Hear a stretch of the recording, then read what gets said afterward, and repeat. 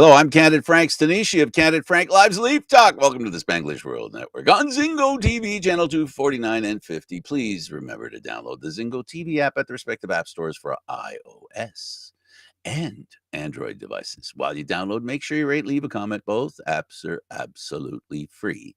Zingo TV is available also on Google Chromecast, Amazon Fire, Fire TV sticks, Roku sticks, and also on all smart TVs 2016 forward. I got to tell you, any later than 216, 224 was much smarter, I guess. Now on Leaf Talk, joining me as usual is Aaron William Freeland. Aaron, how you doing, sir? Doing well, Frank. How are you today? Very good. I am looking forward to this conversation about the Maple Leafs, and we have an opportunity to say, I think, the Leaf team that played against the Panthers is that if you landed, in Toronto from outer space and you were looking at that lineup and you looked at research from the beginning of the year, you would have said to yourself, ooh, that's not really a very good lineup. That won't do in the National Hockey League. And it doesn't. And it did not. And it should be no surprise. What is surprising is that this group of players played as well as they have till now, Aaron. Am I smoking something illegal or something? I don't know. No, it's all legal now, but at the end of the day, um, let's be honest here. The Leafs have been 7-2-1 when Austin Matthews has been out of the lineup. The Panthers have been 4-6-0 in the past 10 games.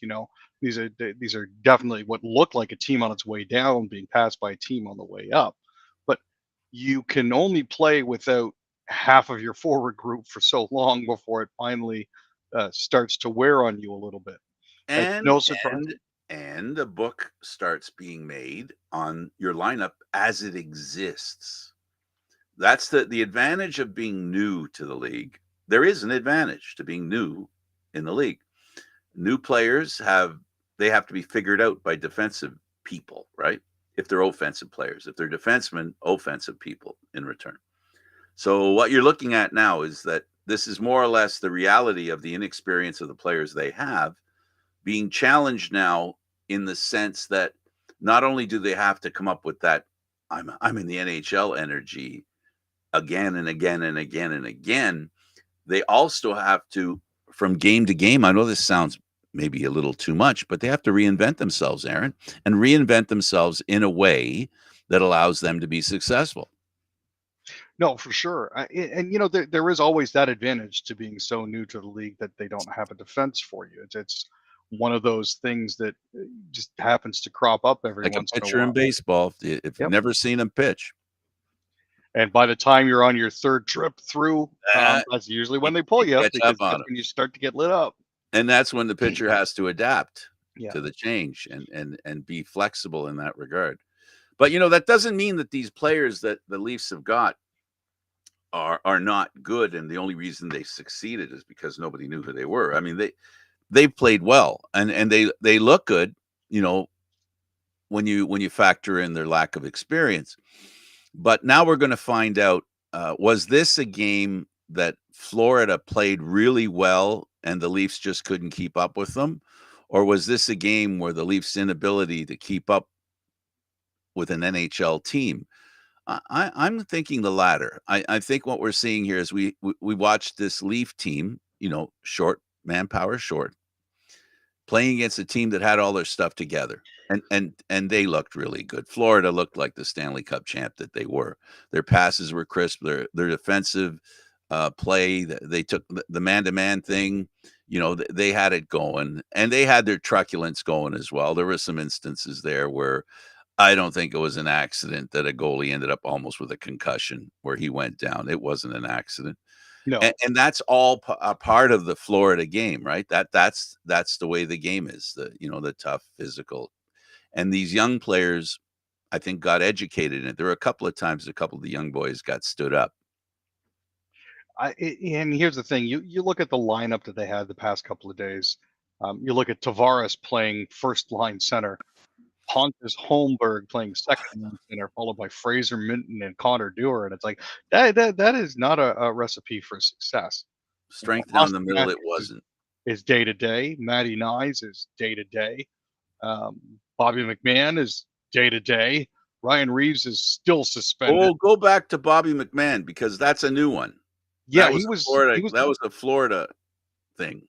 yeah, he was injured in the second period and didn't come back for the rest of the game. This What is also happened the to him? lead. Not sure. They're saying it's a lower body injury. I didn't see anything that indicated that he had been hurt, but I'll take his word for it because obviously I'm not the one that's playing. But you look at all the players that are out for the Leafs, and that is currently 2, 3, 4, 5, 6, 7 players. That is more than half of their forwards. And everybody says, well, the Leafs should go to 11 forwards and 7 defensemen. At this rate, they may have to because they're running out of forwards. Yeah, well, the numbers dictate, right? Yeah. And the thing of it is, the negative side is injuries affect, your ability to win.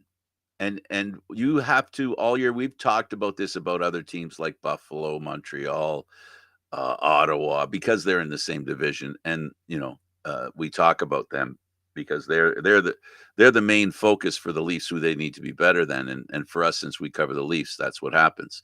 And what we've noticed is that they've had real drops in play for longer periods, and because of that, they find themselves on the outside looking in. Now Buffalo's creeping into the playoff picture, actually. But the point is that the Leafs need to keep winning. They need to keep acquiring points. Right now, they're first in their division, in a division where the big boys, the former big boys, are not playing well enough, or at least to be consistent with first place in this division was higher than the point total the Leafs have at this point, Aaron. The Atlantic Division is underperforming. There's 3 or 4 teams from the other division ahead of all the teams in the Atlantic Division, including Toronto. That wasn't the case. A lot of times it was, either Tampa or Florida or Boston ahead, and in fact ahead enough to be ahead in the league, not just that division. So the Leafs need to play well and get points, because what I'm saying is that first place thing is fool's gold. They're not that far ahead of the teams that aren't in the playoffs, is my point. So they Yeah. need to get their stuff together, and thank goodness these young players are playing well up until now. They got to get it back. So they need a bounce back game. They definitely do, and they'll have that opportunity on Saturday against the Tampa Bay Lightning, where they're currently 2 points ahead of. That 5-1 win on Wednesday actually put Florida up 1 point on the Leafs with 2 games in hand. So Florida's played 24 games; they have 29 points. The Leafs have played 22 games and they have 28 points. Their points percentage is higher, but their points total is lower. So we're looking at it's not that tough of a hole to get out of. The Leafs, thanks to the fact that they have 2 games in hand, will probably at the end of the season find themselves closer to, if not ahead of, Florida at this current scoring and winning clip. But yeah, Buffalo's making some noise. Boston, while not having the greatest season, is still in the picture. When it comes to the wild card right now, we're looking at New York and Boston are the 2 teams that could potentially be the wild cards. And New York has said that they're interested in potentially moving Chris Kreider and also potentially moving Jacob Trouba. Chris Kreider is currently dealing with back spasms, so he's not available for the New York Rangers currently. But it does appear that the Atlantic Division is vastly underperforming at this point. So the first place team in the Atlantic Division would actually be the 4th place team in the Metropolitan. So it's Yeah. Well, I'm looking at I have anyway. My app says that Florida has 27 points.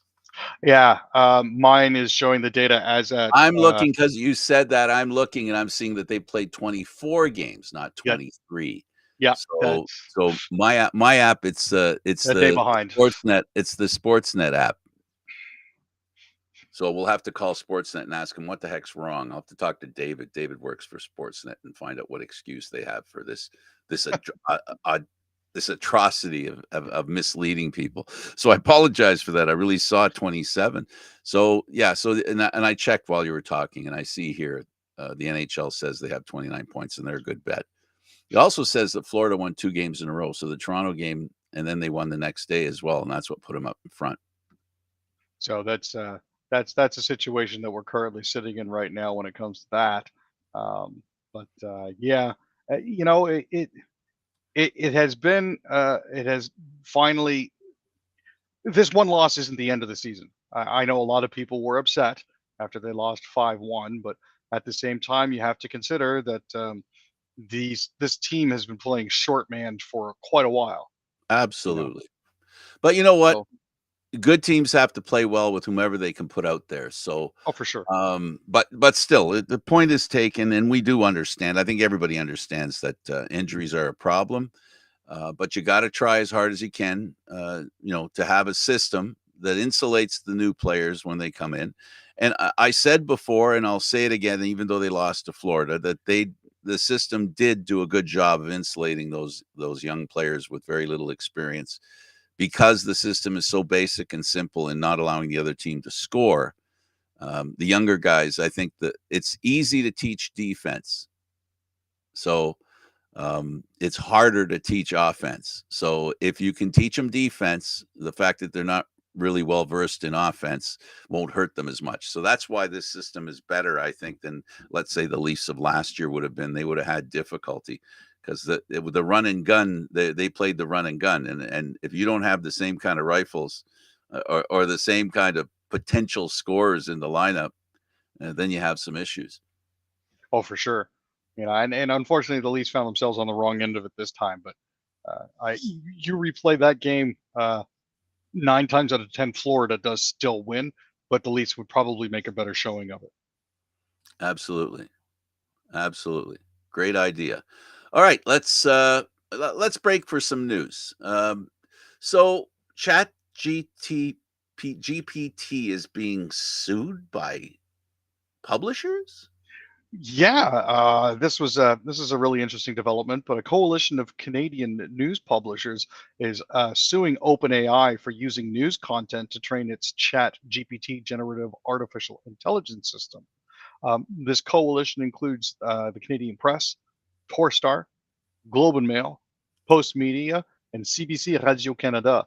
They said in a joint statement that OpenAI is regularly breaching copyright by scraping large amounts of content from Canadian media. They're saying OpenAI is profiting from that content without permission or compensation to content owners. For those of you who aren't aware, generative AI can create text, images, video, and computer code based on a simple prompt. But the system must first study vast amounts of existing content. This is the first such case in Canada, though numerous lawsuits are underway in the United States, including a case by the New York Times against the OpenAI and Microsoft. So, um, the issue that they're running into here is, again, much like Facebook and Google and others not wanting to pay for news on social media sites, they're just turning it loose on these websites to scrape all the data it possibly can, which is an issue. May I give a simple man's take on this? Sure. Okay, so think of it this way, folks, that computers, as you know at home, how much information you can store on your computer? A lot of data, which is data, right? You can put a lot of data in there. In other words, they can take every article written ever, put it into a computer, and then when somebody asks a question, they use that data to spit out the information.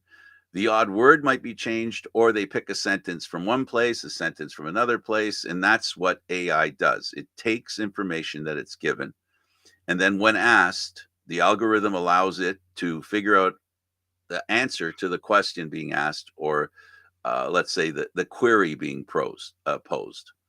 This is the same problem that people in the entertainment business were having. You may or may not remember, folks, when there was the strike, the writers' strike.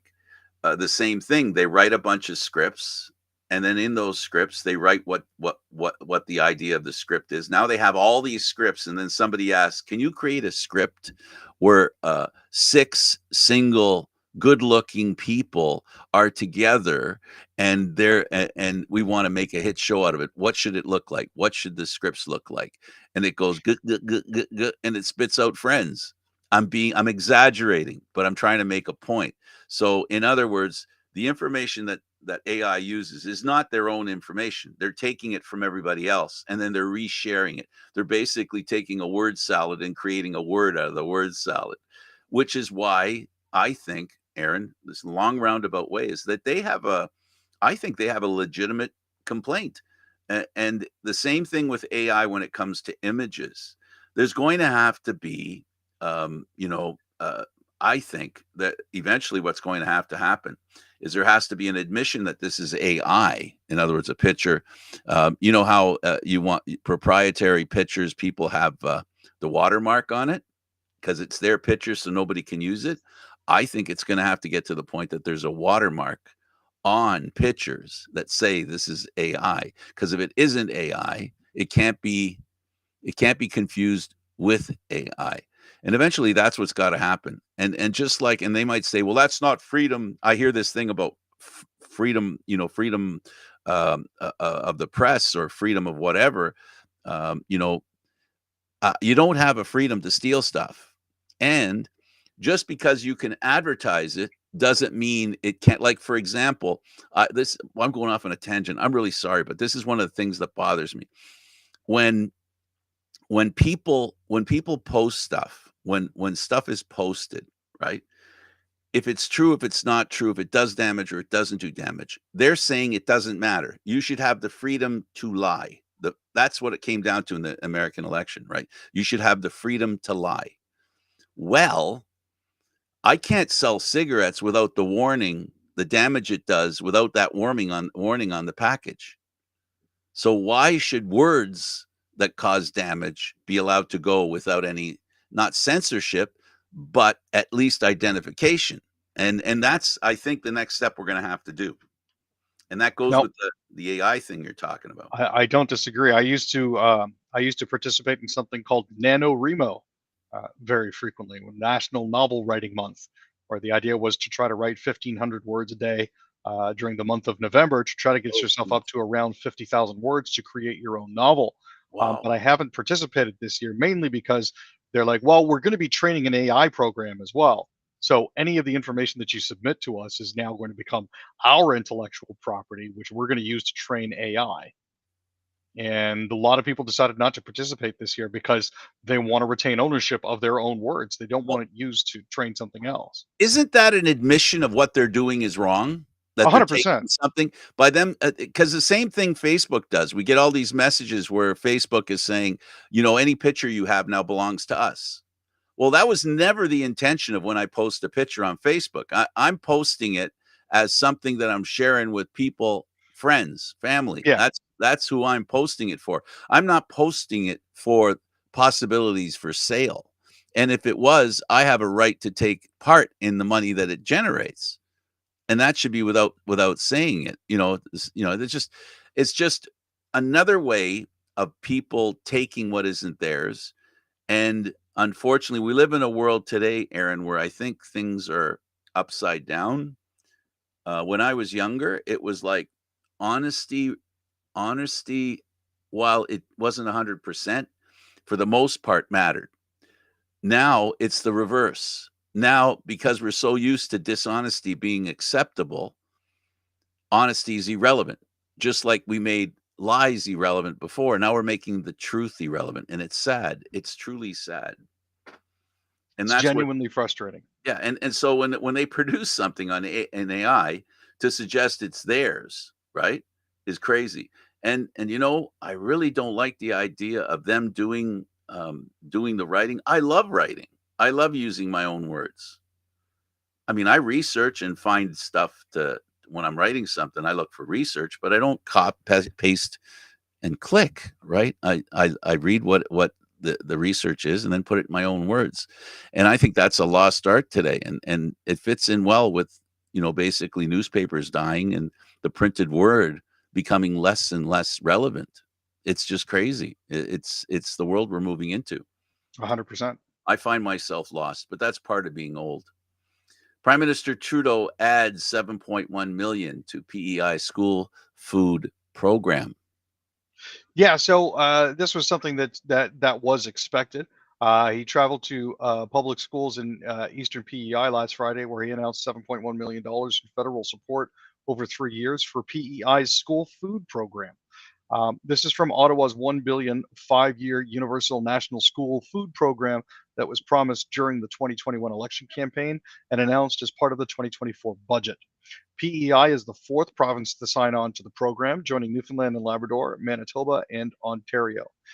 This is important because it's direct financial help during a time when people are being squeezed because of the high cost of living. Um, the funding would add to the island's existing school food programs, providing thousands more breakfasts and snacks to students. There are two streams in PEI currently. There's a free breakfast and snack program that's been operating since 2008, and a pay-as-you-can lunch program which has been serving meals since 2024. During the 23 and 24 school year, the program served about 23,000 students. So you can see the $7.1 million injection is vital to making sure that this continues. Well, children eating when they're young leads to good health when they're older. Let's go over to the second period and talk about the Maple Leafs and how they need a center. And apparently, Aaron, you're hearing the Islanders' Brock Nelson might be a good fit. What? Yeah, he very well could be a fit based on the fact that Matthews is going to be soon on his 10th potentially day out. And you know the centers behind Tavares are Hornborg, Minton, and Connor Dewar. Um, you know, Brock Nelson might not necessarily be a bad fit. Um, there is no deal that's currently imminent. I want that to be understood here. But Nelson could bring his scoring touch and size as an impact rental. Um, Nelson has produced at least 34 goals on an offensively challenged Islanders team in the past 3 seasons. With 8 goals in 22 games so far this season, he's now on a 30-goal pace. His current shooting percentage of 11.4% is below his career average of 14.2, which means that he can progress to the mean. Um, Domi, unfortunately, wasn't effective enough as center at the third line before he was injured. And while the Leafs do continue to win games thanks to Marner, Nylander, and Tavares, a lack of depth down the middle whenever a center gets hurt is a cause for concern come playoff time. Now, Nelson eats up about 19 minutes of ice time on average. The ideal amount of minutes the Buds would give him on a second line, and maybe a bit less if he centered the third. But that's exactly 30 goals in a year is exactly the sort of production that the Maple Leafs are looking for. No, So, it always comes down to money. yep. Well, the, when we look at the Leafs and the fact that they're missing half their players, I think was Marner's quote, supported by the coach soon after, that maybe they're starting to feel. We sort of asked backwards here. The first story should have been the second story. The second story should have said Yeah. the first story. But anyway, this is the lead. Anyway, we buried the lead. The lead is the Leafs are playing undermanned, and they know it and they're feeling it. And I think that's an issue in itself. That speaks to a lack of confidence, a crack of it showing up. No, it's true. And the problem is it's really frustrating because with as many injuries as the Leafs have had and the number of players that are cycling through the lineup, it's very hard to get any consistency and familiarity. And that is one of the things that are a hallmark of a good hockey team is how familiar your players are with each other. And you know, that obviously makes it a lot easier to score. Um, Now, uh, in addition to Matthews, who's missed 9 games with an upper body injury, there's also Matty Nyes, who took that huge hit from Zach Whitecloud. There's Max Domi, who has a lower body injury. Max Pacioretty has a lower body injury as well, which is purportedly the hamstring. David Camp has a bruise on his leg that refuses to heal. Um, Ryan Reeves is the one exception, I think, to all of this in that he's still serving out his suspension and won't be back until December. But yeah, now Bobby McMahon is now dealing with a lower body injury that was supposed to have been reevaluated yesterday, but I haven't seen any reporting on. So I'm not, he's still listed as day to day on Daily Faceoff as part of their line combinations, but we haven't seen any. I haven't seen anything else on that. We've talked about Marner and the contract that he needs to have, but now let's bring John Tavares into that same situation. The Leafs are thinking 5. They're thinking up to 7. The Leafs are thinking closer to 5. 6 is in the middle. I don't know, Aaron. Is this guy worth $6 million a year? He's projected this year to be a 30-goal scorer. And to get a 30-goal scorer, you're going to have to pay something for it. And they've got it in John Tavares. And do they believe that he can do that again in the life of, let's say, a 2 or 3 year contract? I mean, the hope is obviously that he does continue to maintain this level of performance. I think, realistically speaking, even with the cap being rumored to go up to $95 to $97 million per year, call it 96, with the fact that they still have to factor in certain other players who are due for contract renewal, as well as sign some other players. Might actually be better if he were to take less. I don't know if I understand John has made a generational wealth playing hockey. His last contract has basically set him up for the rest of his life, should he so choose. At this point here, about the only thing that could potentially change that is the fact that he still hasn't won a cup yet. And I think he might take a little bit less to continue to try to pursue it with the Maple Leafs. And if not less, then there is the possibility that the Leafs could work around the cap by deferring some of his salary, which is an interesting option. Yeah, well, what they can defer legally that the league will not reject, right? So Mhm. there's been some issue that, and I think this the subheading here, the story behind the story for me is that John Tavares has never been known as a swift skater, right? I mean, even in his best years, speed was not what he had.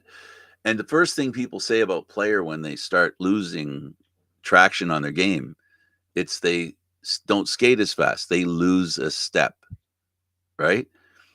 How he's kept, how he's kept his scoring level where it is a testament to how he's adjusted his game because, he was a guy who couldn't afford to lose a step as far as I can tell, but he's magically turned his lack of speed less of a hindrance to him being a good goal scorer. And I must admit, the easy answer is, well, if you're standing in front of the net or in the slot and that's how you score most of your goals, then yeah, the question becomes how good is he 5-on-5? And I think that's ultimately, Aaron, in my opinion, what's going to determine how much he earns. Because I'm not saying you can put anybody on the power play, but when you have as many guys on your team already that you could put on the power play and you can't say no to, right?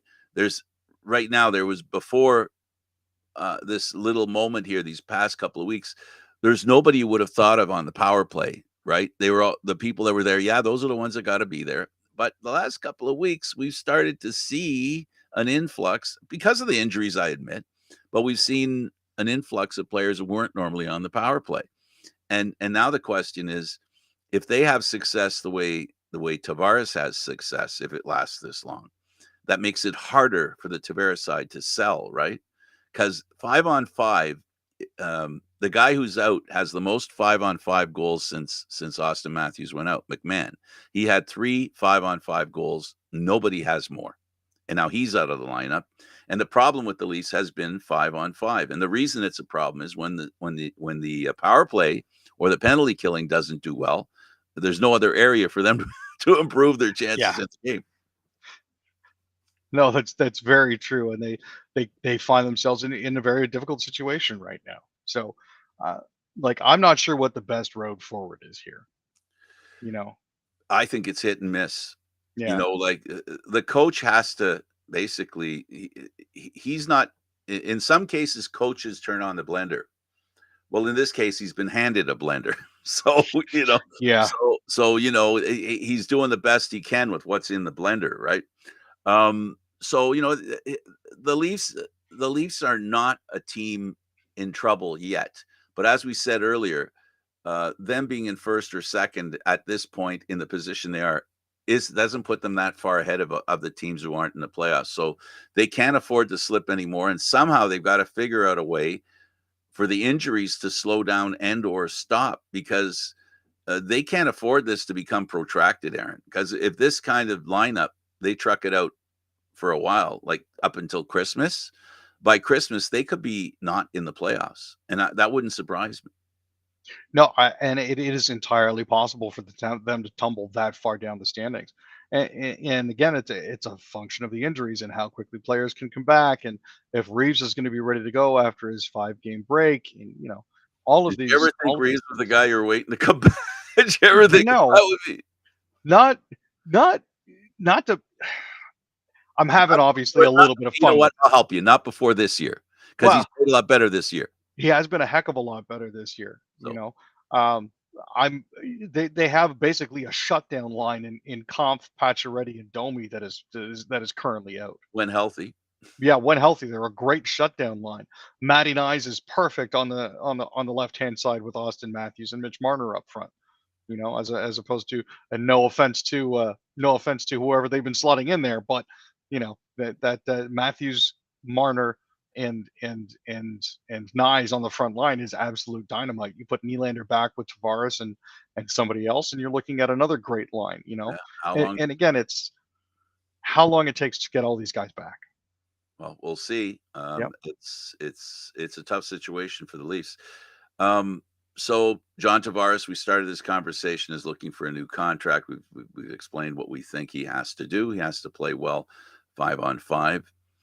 Let's move over now to the PWHL, and let's talk about Markowski and McMahon. So these were a couple of draft picks over the past year. Mike Hirschfeld and the Ottawa Charge have basically now whittled their roster down to 23 players, and their focus is now shifted to their November 30th season opener against the Montreal Victoire at Place Belle. Um, Forward Audrey Ann Villette, defender Madeline Weddington, and goaltender Ailey Lehman were placed on waivers November 27th. None were claimed, and Wetherington returned to Ottawa's protected list since he was drafted by the Charge in the summer. Draft picks Manon McNann and Stephanie Markowski each signed 1-year contracts, while training camp invitees Jessica Adelson, Taylor House, and Sam Isbell were signed as reserves.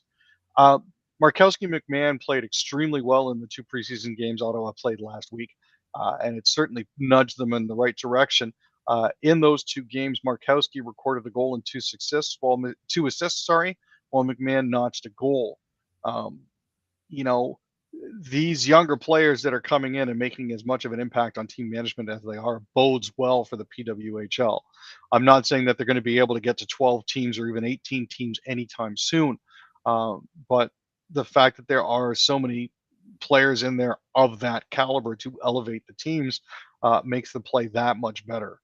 The unfortunate thing is a lot of the teams will end up having road heavy schedules, just because they aren't necessarily able to secure all the ice time that they particularly would need in their new homes. But as it currently stands, those 2 players, Markowski and McMahon, definitely look they could be big contributing factors to the Ottawa Chargers season. Yeah, it's something. Well, you know the way it works, right? Once they have too many players for the amount of teams they have, in other words, when they have so many players that they have more than the lineup, the temptation, depending on how many extra players each team has, will Mm-hmm. trigger maybe the expansion of a team or two. But it won't surprise me. I mean, it won't surprise me in the sense that women's hockey is becoming very popular, and and a lot of girls are playing hockey, and it's just a question of the amount of girls that want to play hockey, that the percentile of great players, grows as the growth of the game does, right? They go hand in hand. So Yeah. the more girls that play, the more women there is to play in the PWHL, and wish them a lot of luck. I'll tell you one thing for sure. The play has been monumentally improved. It's discernible, which is kind of a terrible thing. You don't want, like, it's you got to be careful how you say this. You say the PWHL, the talent in that has improved, the games have improved. Are you saying we were bad before? you know, it's, Look, I'm not saying you were bad before. I'm saying you're better now. you know what I'm saying, right? Yeah, You always got to 100%. be careful because it's that. Anyway, so let's go to the Bears, and Coach Eberfluss is no longer flustered. He's gone. The Bears. Oh my gosh. They have not had a good season. Um, Eberflus, his first season ended with a 3-14 record. The following season started just as bad with a 2-7. But yeah, the 2024 season didn't start that poorly. They went 4-2 at the bye. Though playing weaker opponents definitely helped. But after the bye, it got ugly. Williams started to regress. The Bears lost to the Washington Commanders on a Hail Mary, which came after the Bears gave up just enough yards to get Washington in range for a long throw. A couple weeks later, the Bears were in a position to beat the Green Bay Packers, but settled for a 46-yard field goal attempt that was blocked. Um, the Packers said that they knew Cairo Santos had a low trajectory on his kicks, which gave them a shot at blocking the last attempt. Then there was an overtime loss to the Minnesota Vikings. And then there was the final straw, which was against the Detroit Lions, where the Bears let about 25 seconds run off the clock instead of calling a timeout in a 23-20 loss to the Lions. Wow. That's when they finally decided that they were going to pull the plug on the Eberflus era. Um, I mean, the Bears have missed the playoffs 12 of the past 14 seasons. They haven't won a playoff game since the end of the 2010 season. But the roster's okay. It doesn't look bad. There are just some weird decisions that are being made. Yeah, So terrible decisions, really. yeah, And that's the way it goes. Let's go to hockey once again, and we'll go with the Habs. And Suzuki scored in overtime to give the Habs a 4-3 win over the Blue Jackets. yeah. There's a little bit of irony there, but also kind of a little bit of kismet. Suzuki changed his jersey number to 13 in honor of Johnny Gaudreau after the untimely death of the Gaudreau brothers at the start of the season. But he also scored 44 seconds into overtime as the Canadians beat the Blue Jackets 4-3, snapping a two-game losing streak. Uri Slavkovsky also had a goal and an assist. Cole Caulfield added a power play goal, and Emilio Heineman also scored. Caden Primo made 21 saves for Montreal. Mathieu Olivier and Yegor Shinkov scored for Columbus. Zach Werenski had a Gordie Howe hat trick with a goal, an assist, and a fight, and Elvis Merzlikin made 19 saves. Now, despite playing the second game of a back-to-back on the road, the Habs actually skated hard and rallied when they needed to before securing the win in overtime. Columbus, unfortunately, squandered the lead twice as their three-game winning streak ended. And you have Gaudette of the Senators scores go-ahead goal as Sens beat the Sharks. The Sharks only allowed 11 shots to lose that game. Yeah, I don't know what is going on in San Jose, man. It's one of those weird things. But yeah, Gaudette had two goals, including a late go-ahead score. Linus Ullmark made 36 saves. Gaudette tipped a pass by Stützle past Mackenzie Blackwood with 4:12 left for his fourth goal in as many games. Stützle's assist was his third point of the game. Ottawa scored twice on its first three shots to lead 2-0 after one period. I'm really not sure what's going on here for San Jose. The San Jose outshot the Senators 39-11. But Ullmark played well. He's now 6-0 in his career against San Jose. After losing his last four starts, I'm glad he finally managed to pull one out here. Gaudette was actually recently moved to the top line and has 11 goals on 31 shots this season, which is a shooting percentage that's a little bit over the norm. He's second in the league behind Alex Ovechkin in goals per 60 minutes at 2.61. So that was interesting. Former coach Guy Boucher of the Senators has a job. Yeah, this one is more of just a sort of an interesting thing for me. I always like to try to catch where former coaches go. Some obviously returned right back to the NHL pool within minutes, or in some cases hours. In this particular case here, Guy Boucher is heading for Russia. He's been hired to be the new bench boss for Avangard Omsk of the KHL. He signed for the rest of this season and next, taking over a team that's currently third in the Chemyshev division with a record of 13-16. And good luck to him. Lucas Raymond scores an OT as Red Wings beat the Flames 2-1. So yeah, this was a nice little one for Lucas Raymond. He got a power play goal at 3:35 of overtime. Alex DeBrincat scored a first period power play goal and also assisted on Raymond's game winner for Detroit. Cam Talbot made 24 saves in the Red Wings' third win in 4 games. Connor Azari's power play goal with 2:48 remaining tied the score, and Dan Vladar made 25 saves for Calgary. Who have lost 2 straight following a 4-game winning streak. Calgary went 1 for 4 on the power play to move to 6 for 15 over the last 4 games. Not bad.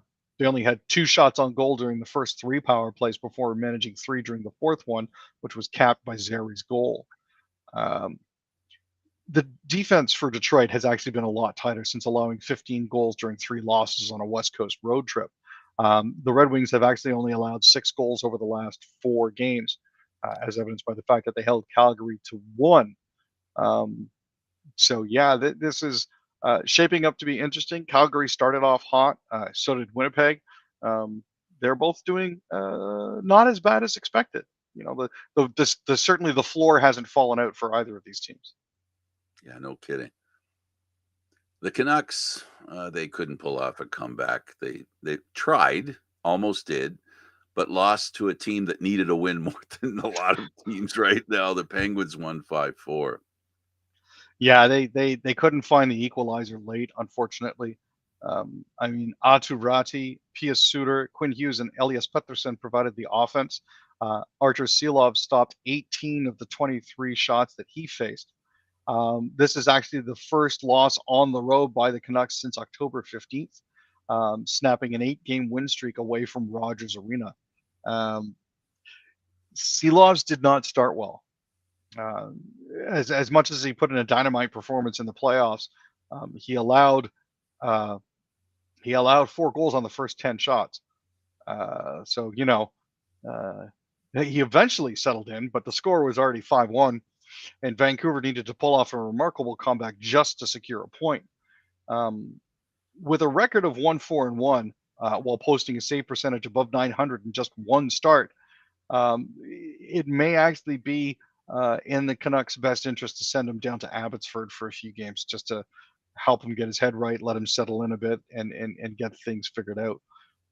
But this is actually the 3rd time the Canucks have allowed 4 goals in the first period, which is something that they definitely need to address. Absolutely. You talked a little bit about the Rangers, and you've got Chris Kreider remains out of the lineup. You know what I don't like about this is that they're allowing, the GM is talking about trading Kreider while he's injured. Mm. You know, I don't know how that feels for a player. I don't know how it feels for a team, but I know how it feels for a fan. That seems kind of cheap shottish. You know, the guy can't even show that he's a valued player. He's sitting there injured, and he's being told he's going to be traded, and then, or they want to trade him. And then what about the other team, that the teams that, like, it just doesn't make it seems counterintuitive to me to suggest we'd like to trade this guy. Oh, he's injured. I mean, really? It's like, why you're just trying to, what are you trying to sell us here? You know, what I sort think of it's what a sort of things are you message trying to get they're rid of? sending to the team. I think it's a Yeah. message. This is one of those times, you know, every so often you'll end up with an organization that feels they have the ability to criticize a star or stars, right? They believe, we saw it in Minnesota. Remember in Minnesota how the owner there personally attacked the big contract guys he had.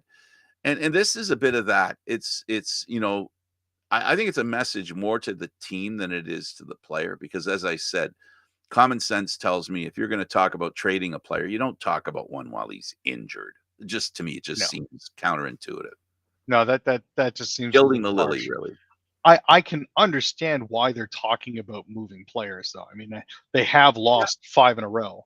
I That's I get it. I'm with you, Aaron, I and I think we all agree that, when your team starts to fail the way the Rangers have failed, whom, by the way, are losing not just 1-0. So it's not like the no. goalie's been perfect.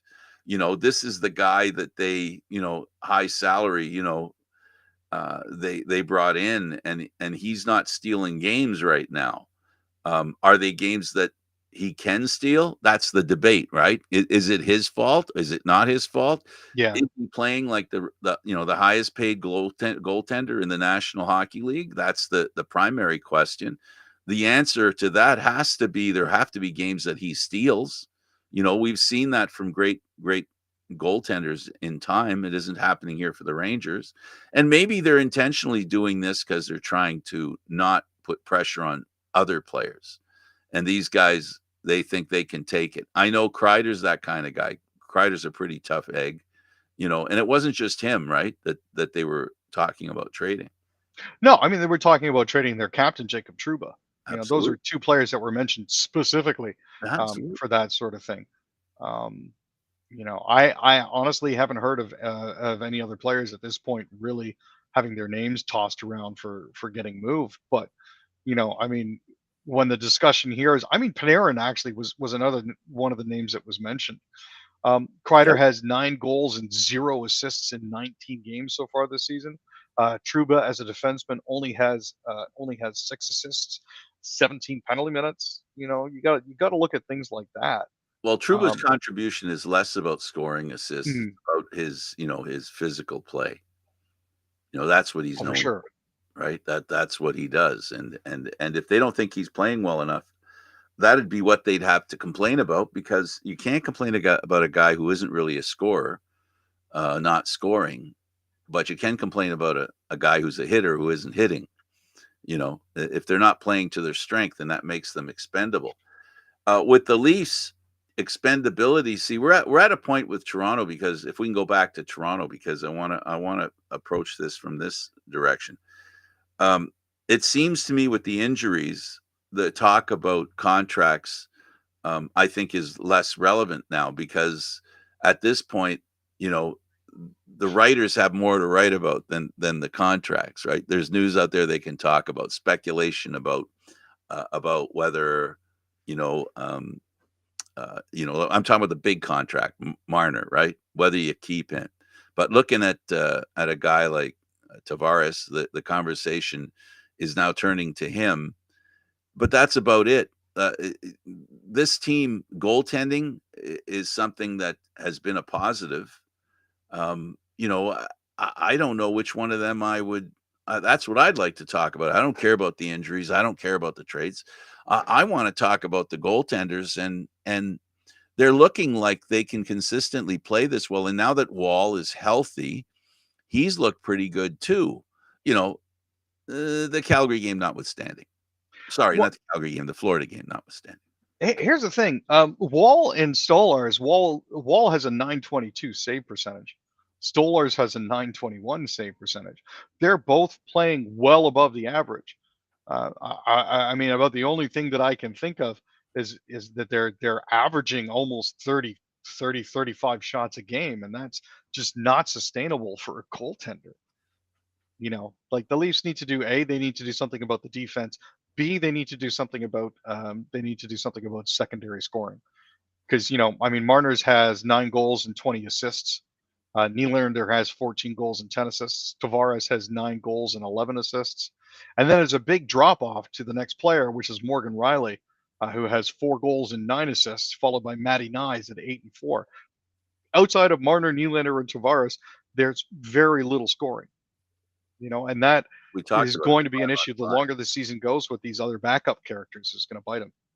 And when you have star players who are supposed to be some of the best players in the league, you would think that 5-on-5 would be something that they could, the productivity there would be okay.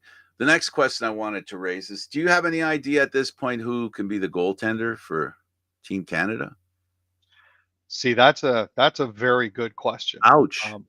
Yeah. There's not a lot out there, unfortunately, and I think No. that's what's killing me. I'm worried about the Team Canada version not having the goaltending to keep up with the other teams. Like, basically, losing 1-0 and 2-1. All I can say is for the Four Nations Cup, the United States looks like the dominant team. Oh my goodness, goaltending alone. Yeah.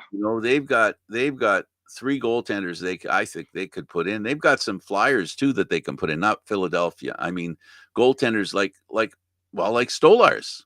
There's goaltenders like him who are really playing well, who normally weren't in the picture. They've got a few flyers they can take, right? And I'm wondering for Team Canada, it's down to Biddington. You know, Skinner, Tristan Skinner. Jarry.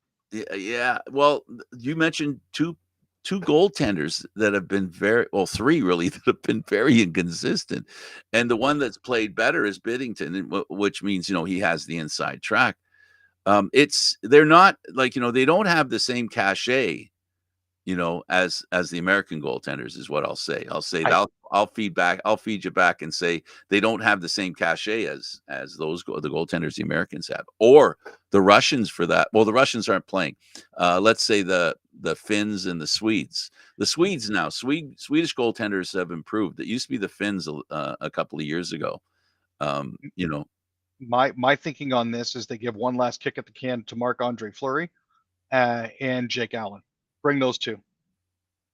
Jake Allen is a dark horse, and Fleury, I think, Aaron, the reason he's a good pick, why I would agree with you, because of his experience. 100%. And that would be, maybe he's not playing that well, but he wouldn't be demurred by the event, which is the most used word the dictionary has determined that demurred is the most popular word from last year. So no, that's a great thing. They have a great opportunity. Guys like Marner who are trying to get new contracts and/or trying to play. What player doesn't want to play in that tournament, Aaron? Who doesn't Right. want to? Seriously. Right? I can't think of one that would turn it down. Right? That's going to be a fun tournament. Yeah, I mean, just watching Marner up against Austin Matthews, if Matthews is healthy, that'd be interesting in itself. And there are a lot of players like that because teams have Americans and Canadians on the team, and watching those American players play against the Canadian players, and then you've got the Swedish players, and of course the Finnish players. It's going to be interesting. I'm looking forward to it, Aaron. It's a nice break from the All-Star game. It's not that I don't like the challenges that the All-Star game show us, but this is fun. This is a fun event, in my opinion, for the fans. For sure. Absolutely. Thanks, Aaron, for doing this. I appreciate it. Hey, always happy to. For Aaron William, Freeland, I'm Frank Stanisci. Thank you for watching Candid Frank Leaf Talk, seen live Fridays at 6 p.m. This show can also be heard on the Spanglish World Radio Network. For Leaf Talk, other news, entertainment, and sports programming we offer, please check out SpanglishWorld.ca. Spanglish World. Watch it, hear it, read it, download it, and live it. Thanks for watching, everybody. Enjoy your hockey.